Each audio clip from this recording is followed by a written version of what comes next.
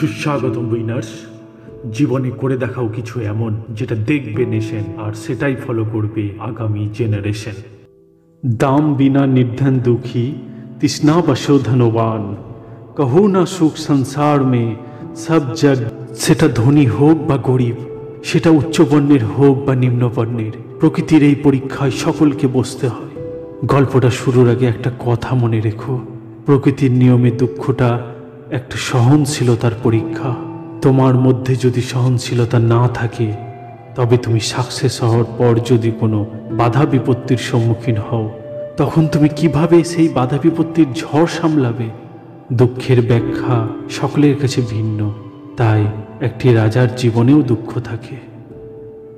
এক রাজা ছিলেন, তিনি রাজা হওয়ার পর থেকে স্বপ্ন দেখতেন তিনি একদিন চক্রবর্তী সম্রাট হবেন ও প্রচুর ধন প্রচুর সম্পত্তি সংগ্রহ করবেন। কিন্তু বাস্তবে সেই রাজা তার স্বপ্ন পূরণের চেষ্টা বা কর্মপ্রয়াস কোনো দিন না করেই শুধু অনুশোচনা করে নিজের ভাগ্যের দোহাই দিয়ে থাকেন আর দুঃখ অনুভব করেন। আর এটি মনে মনে তার দুঃখের কারণ হয়ে দাঁড়ায়। মনের অশান্তিতে ভুগতে শুরু করেন, নিজের মন সর্বদা বিচলিত থাকে, তাই রাজপাটেও অমনোযোগী হতে থাকেন। ঠিক এভাবে চলতে চলতে রাজা তার রাজপাটে ঠিকভাবে মনোনিবেশ করতে পারছিলেন না। রাজ দরবারে সকলেই আশ্চর্য রাজার এই হেন পরিস্থিতির জন্য। কিন্তু রাজা ধন সম্পত্তির সম্রাট হওয়ার লোভ কোনোভাবেই ত্যাগ করতে পারছিলেন না, আর কারো সঙ্গে কোনোরূপ কোনো কিছু আলোচনাও করছিলেন না। মন্ত্রীমশাই দীর্ঘদিন রাজাকে বিমর্ষ দুঃখী চিন্তিত দেখে একদিন রাজাকে এই পরিস্থিতির সম্ভাবনার কথা জানতে চাইলেন।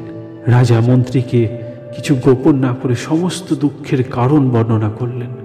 মন্ত্রী সাহস করে কোনো উপদেশ না দিয়ে একটি পরামর্শ দিলেন।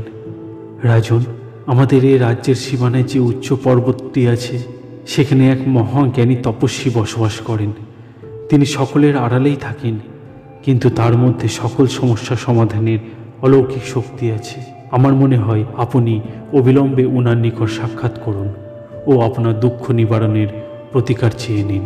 পরের দিন রাজা ও মন্ত্রী সেই তপস্বীর উদ্দেশ্যে রওনা দিলেন। অতঃপর সেই তপস্বীর সঙ্গে সাক্ষাৎ করে এবং ওনাকে প্রণাম নিবেদন করে নিজ দুঃখ কষ্টের প্রতিকার চাইলেন। তপস্বী একটু গভীর চিন্তা করে রাজাকে বললেন, হে রাজন, আপনি অতি বিলম্ব করে আমার নিকট এসেছেন। এই মুহূর্তে আপনার জীবনে মাত্র 12 দিন অবশিষ্ট আছে, আর এই 12 দিন পর আপনি আর জীবিত থাকবেন না। অতএব এই 12 দিনে হয় আপনি আপনার স্বপ্ন পূরণ করুন, আর না হলে অবশিষ্ট দিনগুলি খুব সুখে আনন্দে অতিবাহিত করুন। রাজা ও মন্ত্রী দুজনেই হতবাক, কিন্তু আর কোনো কিছু করার নেই দেখে তপস্বীর নিকট বিদায় অনুমতি নিয়ে রাজমহলে ফিরে যেতে উদ্যত হলেন। তখন তপস্বী বললেন, হে রাজন, আপনি 10 দিন অতিবাহিত হলে পুনরায় আমার আশ্রমে আসবেন। আমি কিছু আপনাকে মন্ত্র শেখাবো, যেটা আপনার ইহলোকের সমস্ত পাপ থেকে মুক্ত করবে। রাজা ও মন্ত্রী তপস্বীকে নমস্কার জানিয়ে ফিরে এলেন। রাজা রাজমহলে ফিরে নিজেকে একাকিত্ব করে নিয়ে ভাবতে লাগলেন কি করা প্রয়োজন, এবং অবশেষে এই সিদ্ধান্ত নিলেন যে এই 12 দিনে আর কোনো মতেই সম্রাট হওয়ার সুযোগ নেই। সম্রাট হওয়ার লক্ষ্য পূরণ সম্ভব নয়, আর এই ধন সংগ্রহ করেই বা কী লাভ, সেগুলি তার ভোগ করা যাবে না। অতএব রাজা এই 10টি দিন খুব আনন্দ খুশি দান সেবা এগুলি নিয়ে অতিবাহিত করবেন, আর 11 দিনের দিন সেই তপস্বীর আশ্রমে যাবেন এবং সেখানেই পুরো দিনটা অতিবাহিত করবেন। পরের দিন থেকে রাজা রাজপাট এমনভাবে পরিচালনা করতে লাগলেন যেটাতে নিজেকে খুশি রেখে আনন্দ রেখে দান সেবা ক্ষমা এগুলিকে সঙ্গে নিয়ে এমনকি ঘটে যাওয়া সমস্ত ঘটনার ছোট ছোট পদক্ষেপগুলিকে উপলব্ধি করতে লাগলেন। বাগানের গাছের পাতা ঝরে পড়া, ছোট ছোট পাখিদের কিচিরমিচির করা, রাজ্যে ভ্রমণে বেরিয়ে রাস্তার দুপাশে ছেলেদের খেলা করতে দেখা, রাত্রির চাঁদ তারা, এমনকি প্রতিটি জিনিসেই কত সুখ লুকিয়ে আছে তিনি উপলব্ধি করতে লাগলেন। তিনি উপলব্ধি করলেন প্রকৃতির সমস্ত গতি প্রকৃতিতে কতই না সুখ কতই না আনন্দ। আসলে সংসারে মায়া ত্যাগ করে যাওয়ার জন্য রাজা প্রস্তুত, আর তাই প্রকৃতির ছোট ছোট প্রতিটি জিনিসেই রাজাকে খুশি করতে থাকে। কয়েকদিন পর রাজা অনুভব করেন যে তার মধ্যে না আছে মনের অশান্তি, না মনের দুঃখ, না আছে ধন সম্পত্তির লোভ, না আছে রাজপাটের মোহ, না আছে কোনো প্রতিদ্বন্দ্বী, না আছে সফলতার চিন্তা, না আছে ব্যর্থতার চিন্তা। তার জীবন থেকে যত দিন কমতে থাকে ততই রাজামশাই নিজেকে সুখী, আনন্দিত অনুভব করতে থাকে। রাজার মনের গ্লানি মুছে গিয়ে সেই সংসারের সবচেয়ে সুখী ব্যক্তি মনে করতে শুরু করেছেন। কারণ তিনি তো এই সংসারে আর কদিনের অতিথি মাত্র, তাই তার কোনো টেনশন নেই কি এলো আর কি গেল। অতঃপর তার 10 দিন অতিবাহিত হলো। রাজা নিজে একা সেই তপস্বীর আশ্রমে উপস্থিত হলেন এবং তপস্বীকে প্রণাম করে বললেন, হে তপস্বী, আপনি আমাকে যে মন্ত্রটা শেখাবেন বলেছিলেন সেটা শেখান। আমি পরলোক গিয়ে এই 10 দিনের মতোই জীবন অতিবাহিত করতে চাই। তপস্বী বললেন, কেন রাজন? আপনি তো ঠিক 10 দিন আগেই মনের বড় অশান্তি, দুঃখে, মনের হীনমন্যতায় ছিলেন। তপস্বীর কথা শেষ না হতেই রাজা বলে উঠলেন, এই 10 দিন আমি এক আনন্দ, খুশির, হতাশা, নিরাশামুক্ত জীবন অতিবাহিত করেছি, তাই আমার মনে কোনো কিন্তু নেই। তপস্বী বললেন, আপনার ভয় করছে না তো? আপনার জীবনেতে আর মাত্র 1টি দিন বাকি। রাজা বললেন, যার মনে লোভ, মোহ, নিরাশা, হতাশা নেই তার আবার ভয় কিসের? আমি তো এই সংসারে কিছুই নিয়ে যেতে পারবো না, তাই কোনো অনুতপ্তও নেই।